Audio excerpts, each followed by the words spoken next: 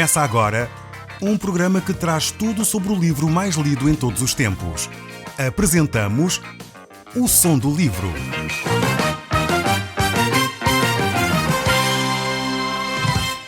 Seja muito bem-vindo. Neste podcast vai encontrar o livro mais conhecido e lido em todo o mundo. Vamos levá-lo numa viagem pela história da humanidade. Este é um audiolivro para si, para a sua família e sociedade em geral. Contextualização e comentários de Paulo Chaveiro. Olá, caro amigo, estamos de novo no programa O Som do Livro. E eu creio sinceramente que esta próxima meia hora poderá mudar radicalmente a sua vida, pois Deus quer falar consigo, mesmo depois de desligar o seu rádio. Eu sou o Paulo Chaveiro e nós hoje vamos olhar de novo para o livro de Isaías. Nós vamos estar a ver declarações de Deus sobre uma das mais antigas nações conhecidas. Estamos a falar do Egito. O livro de Isaías é realmente um livro extremamente interessante que nos tem feito refletir seriamente sobre a própria Bíblia, como ela confirma ser a palavra de Deus através das profecias realizadas e cumpridas exatamente como são descritas aqui no livro de Isaías, mas também acerca da relevância destes ensinos para nós próprios. A importância de termos uma atitude correta diante da vida, a importância de termos uma atitude de humildade diante das circunstâncias, porque efetivamente essas nossas atitudes terão repercussões e irão influenciar a vida de muitas outras pessoas ao nosso redor. Então, uma das primeiras referências aqui que nós encontramos esta nação do Egito, encontramos-la ainda no livro do Gênesis, quando Abraão se desloca para lá por causa de uma grande fome que assolava ali aquela região, e por isso mesmo então Abraão desce com a sua família para se alimentar, e mais tarde Jacó com os seus filhos, quando José se torna governador do Egito, desce para morar efetivamente na terra do Egito, e desce com cerca de 70 pessoas, e ali eles começam a se tornar uma nação mais forte e uma nação poderosa. Vemos que naquela altura em que José é governador do Egito, de facto a nação de Israel encontra prosperidade naquele período de tempo. E não só isso, mas também se vai multiplicando. Depois sabemos, de facto, que a nação de Israel é atormentada, a nação do Egito é escravizada. Aparece a figura de Moisés, que vem, e talvez a figura mais importante depois de Abraão, é a figura de Moisés na nação de Israel, para libertar o povo da escravidão. E o Egito continua sendo uma nação poderosíssima naquela altura. Anos mais tarde, no período intertestamentário, entre o livro de Malaquias e o livro de Mateus, vemos que a nação do Egito, de facto, ataca frequentemente a nação de Israel. Apesar de em alguns momentos ter criado alianças com Israel, em momentos chave, quando houve algumas guerras de outros povos invasores, como a Síria e outros, e o Egito foi fazendo aliança com Israel, mas noutras alturas tornou-se inimigo de Israel. E por isso, de facto, é uma nação da qual a Bíblia sempre traz muita atenção sobre ela também. Lembrar, então, talvez o momento mais importante e chave da nação de Israel e do Egito nesta altura é no período do nascimento de Jesus, onde Maria, José e Jesus são forçados a sair da nação de Israel, a se refugiarem no Egito por causa do decreto de Herodes de querer matar todas as crianças. Então temos esse episódio também. Mais uma vez o Egito aqui torna-se relevante na história da humanidade. Nos 3 primeiros séculos do cristianismo, o Egito volta a ser o centro das atenções também, onde realmente há uma conversão em massa dos egípcios naquela região, e surge ali de facto grandes líderes do cristianismo, ainda hoje continuam a ser referência nas propostas e nas teses que eles defenderam, nas ideias que eles defenderam e deixaram para cada um de nós, nas suas argumentações do cristianismo.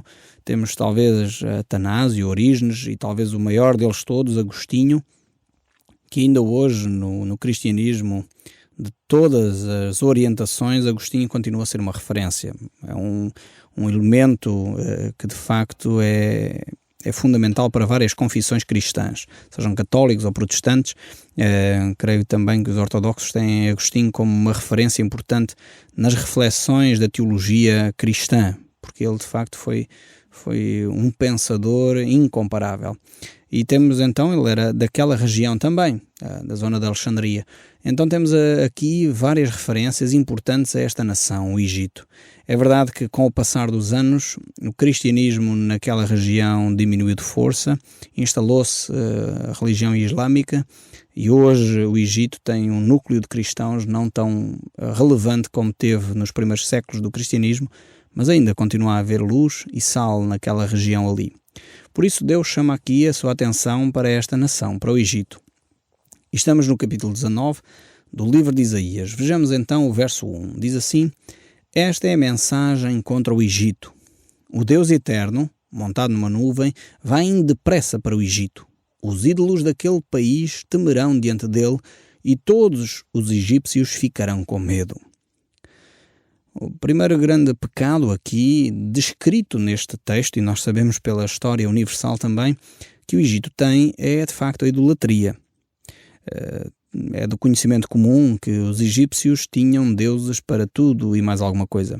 Tinham o deus mosca, tinham o deus touro, o deus águia, eles tinham o deus Nilo, enfim, tinham vários deuses que eles próprios criaram, no fundo à sua imagem e semelhança, e que eles veneravam, que eles adoravam profundamente. Então, o grande pecado da nação do Egito era de facto a idolatria. Era um povo profundamente idólatra. E é possível que quando o apóstolo Paulo escreve a sua carta aos Romanos, no capítulo 1, verso 21 a 23, não sei se ele estaria a pensar nos egípcios quando ele escreve este texto, ou talvez estivesse a pensar se calhar nos romanos, não sei exatamente, mas o texto bíblico dá a entender que de facto ele poderia ter em mente este povo egípcio, porque os egípcios eram de facto um povo onde a idolatria estava muito presente. Diz assim Romanos 1, 21 a 23, portanto, tendo conhecimento de Deus, não o glorificaram como Deus. Ou seja, os egípcios tiveram a possibilidade de se relacionar com o povo de Israel e tinham o conhecimento de quem Deus era. Eles viram na primeira pessoa os milagres que foram operados por Moisés, e isso estava relatado na história da nação do Egito, e por isso mesmo eles tinham esta oportunidade de conhecer quem Deus era. No entanto, diz o texto, não o glorificaram como Deus, nem lhe deram graças. Antes se tornaram nulos em seus próprios raciocínios, obscurecendo-se-lhes o coração insensato. Inculcando-se por sábios, tornaram-se loucos e mudaram a glória de Deus incorruptível em semelhança de imagens de homens corruptíveis, bem como de aves, quadrúpedes e répteis. Não sei se você conhece a mitologia egípcia, enfim, os deuses egípcios, e se consegue identificar alguns deles. Nós conhecemos talvez a esfinge, que é das imagens quase registadas do Egito, mas de facto foi isso que os egípcios fizeram. Eles tiveram o privilégio, a oportunidade de conviver com pessoas que tinham conhecimento de Deus. Viram na primeira pessoa milagres a acontecer no seu próprio território. Tiveram o privilégio de ter Jesus a morar com eles. Mas, no entanto, eles tornaram-se nulos em seu próprio raciocínio. E porquê? Porque deram espaço à idolatria. Porque tornaram a criar imagens. E vejam bem aqui, realmente a Bíblia é fantástica. Vejam bem aqui, criaram imagens de semelhantes a homens corruptíveis. Não sei se você consegue ver algum paralelo com aquilo que acontece na nossa nação, em que nós temos muitas imagens de homens e mulheres corruptíveis. E mudamos a glória de Deus incorruptível em semelhança de imagens de homens corruptíveis. Realmente Deus nos livre de não vermos aquilo que é óbvio na nossa nação. Deus nos ajude a reconhecer aquilo que é o nosso pecado. E não só reconhecer, mas abandonar o nosso pecado. Os egípcios caíram neste erro. Criaram imagens para si, de homens, de animais, de aves, de quadrúpedes, de répteis, e eles veneravam isto. Achavam que isto eram os seus deuses. E realmente nós necessitamos mudar o nosso comportamento como cristãos. Estamos a mudar a glória de Deus incorruptível em imagens de homens corruptíveis. Se não vejamos quem são as imagens que estão na zona de Fátima, por exemplo. Quem são as imagens que estão em tantas outras igrejas que se dizem cristãs? A imagem de São Pedro, homem, imagem de Maria, mulher, imagem de São Paulo, de Estevão. São homens corruptíveis. E infelizmente nós temos transformado a imagem do Deus incorruptível em imagens de homens corruptíveis. Que Deus nos auxilie a ver aquilo que é óbvio na nossa cultura e não cairmos no erro que os egípcios caíram. Alguns séculos mais tarde, estes egípcios abandonaram o cristianismo na sua maioria e adotaram como religião oficial o islamismo. E hoje sabemos que, de facto, a religião, seja ela qual for o credo, a religião aprisiona, escraviza, maltrata as pessoas. E ela limita as pessoas nas suas liberdades fundamentais. Infelizmente, nós, como povo, já experimentámos isso. Sabemos os malefícios que é de ter uma religião oca e vazia sem percebermos quais são as implicações da nossa adoração. Se nós olharmos mesmo para a história do cristianismo, há coisas aberrantes que aconteceram no cristianismo, como as cruzadas, por exemplo. Quer dizer, não é pela força. Jesus tinha dito isto tão claramente. Como é que algumas pessoas foram meter na sua cabeça que era pela força que poderiam levar alguém a se tornar cristão? Hoje assistimos a extremismos islâmicos que fazem o mesmo. Põem bombas aqui e ali, chamam isto Guerra Santa. E infelizmente estas religiões, este tipo de religiosidade, e nós tivemos há poucos séculos a Inquisição, funcionou da mesma maneira. Limitar a liberdade fundamental do ser humano. Jesus Cristo veio para libertar. A religião escraviza. Cristo liberta. A religião traz terror e nós assistimos a isso, infelizmente, há bem pouco tempo. Temos o 11 de setembro de 2001 que marcou a história da humanidade. A religião traz terror. Cristo traz paz à humanidade. A religião mata. Cristo, no entanto, veio para dar vida e vida em abundância. A religião, infelizmente, e assistimos isso em nossos dias, explora o ser humano. Cristo, no entanto, veio para dar e servir. E é disto que nós precisamos. De um Cristo que serve. E de um Cristo que nos coloca à nossa disposição o seu serviço para nós servirmos os outros. E não para nos aproveitarmos ou explorarmos os outros.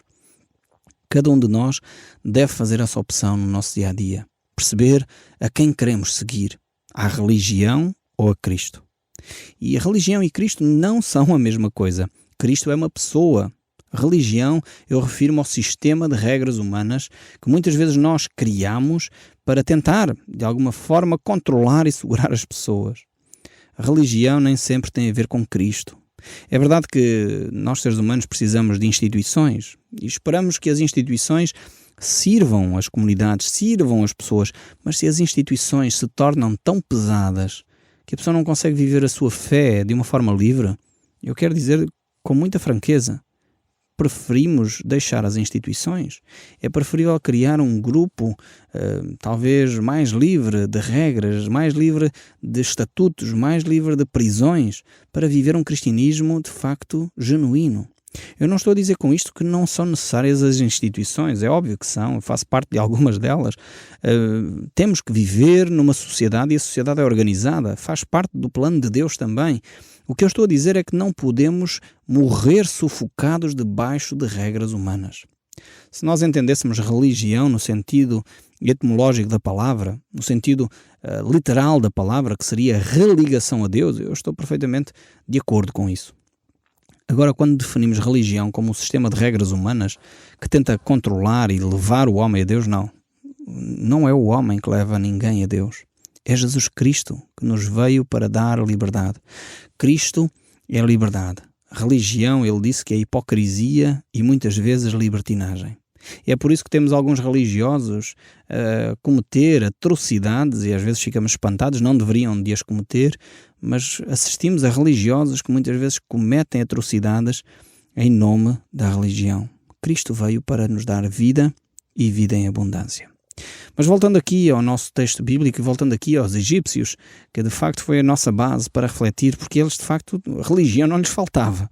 Deuses também não, mas de facto faltava-lhes Deus. Faltava-lhes amor de Deus, faltava-lhes comunhão com Deus.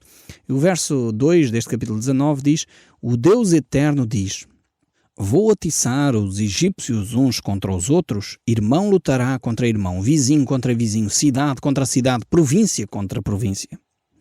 que este versículo está a falar de uma guerra civil que se irá estabelecer no meio da nação. E porquê? Porque começa nos valores fundamentais de uma sociedade. E é isto que às vezes os nossos políticos não percebem. É isto que às vezes a sociedade não entende. Quando uma sociedade se torna vazia de valores, ela fica vazia por dentro. E um edifício vazio, sem estrutura interior, vai cair inevitavelmente. Se nós pensarmos numa casa, é o mesmo. O que é que se constrói primeiro numa casa? Constrói-se primeiro a estrutura que vai dar suporte às paredes. Às vezes nós pensamos depois que são as paredes que dão suporte à estrutura, mas não é. Então quando nós tiramos a estrutura e só deixamos as paredes, o prédio por si mesmo vai cair. E é o que acontece a uma sociedade. Quando a sociedade não tem verdades estruturais que firmam o caráter dessa sociedade, ela vai sucumbir. E foi o que aconteceu aqui à nação do Egito. Ela deixou de ter valores fundamentais, esses valores fundamentais que provêm das próprias Escrituras. Se nós olharmos para a Carta dos Direitos Humanos, a maioria desses direitos humanos que nós hoje achamos fundamentais tem a sua base na Palavra de Deus, tem a sua base na Bíblia. Talvez isto é uma surpresa para si, mas veja a Carta dos Direitos Humanos e compare com a Bíblia e vai ver as semelhanças entre aquilo que Deus diz e aquilo a que os homens chegaram à conclusão. Mas quando nós removemos esta estrutura fundamental, esta estrutura espiritual, que é fundamental para uma sociedade, esta sociedade vai entrar em conflito consigo própria.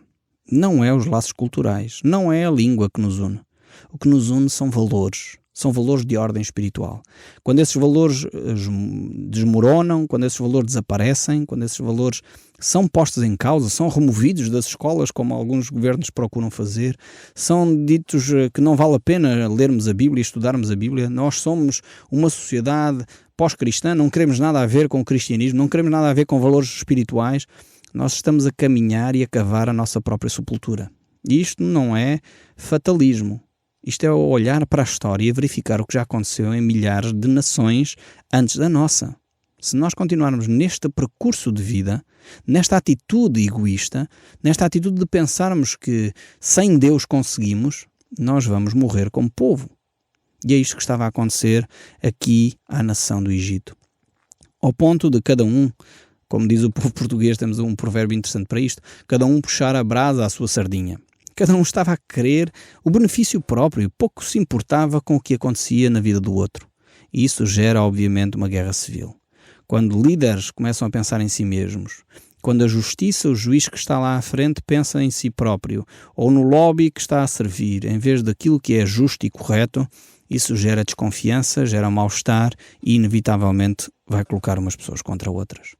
O verso 3 continua a dizer: os egípcios perderão a coragem, e eu farei com que os seus planos fracassem. Então eles consultarão ídolos e os adivinhos e os médios e os feiticeiros. Então temos aqui a derrocada completa em termos espirituais. Quando o povo se rege por superstição, quando o povo se rege por obscurantismo, quando o povo se rege por satanismo e ocultismo, o fim é inevitável. O fim é óbvio, que vai conduzir a uma nação completamente estraçalhada. O verso 4 prossegue a dizer: mas eu entregarei os egípcios nas mãos de um rei mau, e ele os governará com crueldade. Eu, o Senhor, o Deus Todo-Poderoso, falei. As águas do Nilo vão baixar. O rio vai ficar completamente seco. As águas irão baixando, os canais do rio ficarão tão secos e vão cheirar mal. Nas margens, as canas e os juncos murcharão. Todas as plantas também morrerão, e as plantações das beiras dos rios secarão. Tudo o que foi plantado será levado pelo vento e desaparecerá. Os pescadores ficarão desanimados e chorarão. Os seus anzóis, as suas redes, não prestarão para nada. Os que fazem tecidos de linho ficarão aflitos. Os tecelões e os artesãos cairão no desespero. As autoridades da cidade de Zoá não têm juízo. Os sábios conselheiros do rei lhes dão conselhos tolos.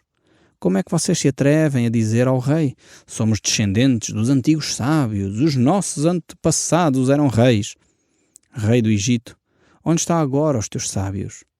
Que eles te digam o que é que o Eterno, o Todo-Poderoso, está a planejar fazer contra o Egito. Deus lança um desafio à nação. confiavas na tua economia. No fundo é o que Deus, tentando traduzir isto para uma linguagem mais compreensiva, tentavas confiar na tua economia, tentavas confiar nos teus recursos naturais. Estavas a falar do Rio Nilo. O Rio Nilo era em si mesmo uma fonte de riqueza tremenda para a nação do Egito. Eles viviam diretamente dependentes do Rio Nilo. E o que Deus está a dizer é que este rio, apesar de ser importante, se nós desviamos a nossa atenção do que é fundamental, não vai servir de nada. Não é a economia que nos traz a solução, não é novas políticas ou novos conselheiros que nos trazem a solução, não é de facto os recursos naturais que nos trazem solução. E nós, se tivermos um pouco de consciência e virmos bem o que está a acontecer no nosso mundo atualmente, não precisamos recuar quase 3.000 anos para analisar isto. A gente às vezes, com esta distância de tempo, pensamos, isto foi naquela altura. Olhe bem para nações como a África do Sul, olhe bem para nações como Angola, olhe bem para nações como a Arábia Saudita, olhe bem para nações como o Iraque ou o Irão, nações que têm recursos naturais. Olhe para nações como o Brasil, talvez, conhecemos um pouco melhor esta realidade. São países com recursos naturais tremendos. Mas o que é que acontece quando líderes corruptos estão à frente? Quando pessoas que, de facto, não se preocupam com os outros estão a dirigir essas nações, o que acontece é a miséria do povo. E nações que têm tanto potencial são, de facto, países considerados do terceiro mundo e que necessitam de apoio e são apoiadas por países que talvez não têm tantos recursos naturais como esses países que acabei de mencionar. Precisamos de repensar bem. Isto não aconteceu só no tempo de Isaías. Continua, infelizmente, ainda hoje a acontecer. Quando a arrogância dos povos se sobrepõe ao conhecimento de Deus, quando os valores que Deus defende são postos de lado, realmente o que acontece é inevitável. O homem vai se gerir a si próprio e olhar para os seus próprios recursos e querer fazer as coisas à sua maneira. Vejamos aqui o verso 18, dando agora um salto. Surge outra vez aquela expressãozinha que Isaías utiliza para nos transportar para um futuro que ainda nós aguardamos. E diz, naquele dia haverá no Egito 5 cidades em que os moradores falarão hebraico e jurarão obedecer ao Eterno. O Todo-Poderoso, uma dessas cidades, será chamada a Cidade do Sol. Sabemos pela história atual que isto neste momento é impossível. A nação do Egito é uma nação que neste momento é oposta à nação de Israel, não quer saber muito da nação de Israel, quanto mais ainda ter cidades que falam hebraico. Realmente isto é um milagre de Deus e será realmente num futuro, espero eu que próximo, mas Deus aponta para aí. Naquele tempo haverá no Egito um altar dedicado ao Deus Eterno e na fronteira do país se levantará uma coluna em honra do Eterno. Eles estarão construídos para serem sinais e testemunhas da presença do Eterno Todo-Poderoso na terra do Egito. E quando os egípcios forem perseguidos e clamarem ao Deus Eterno pedindo ajuda, ele lhes enviará um Salvador, o defensor, que os livrará dos seus inimigos. Esta é a promessa de Deus. Eu gostaria de facto de continuar a ler aqui estes textos de promessas para o Egito. Depois vemos a seguir ainda no capítulo seguinte promessas e de alguma forma também um juízo em relação ao rei da Assíria. E realmente Deus é um Deus que age.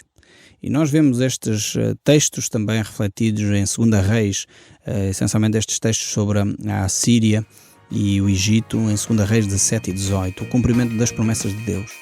O Som do Livro, uma produção da Rádio Transmundial de Portugal.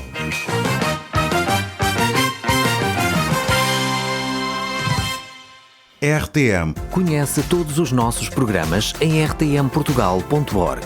Uma produção da Rádio Transmundial de Portugal.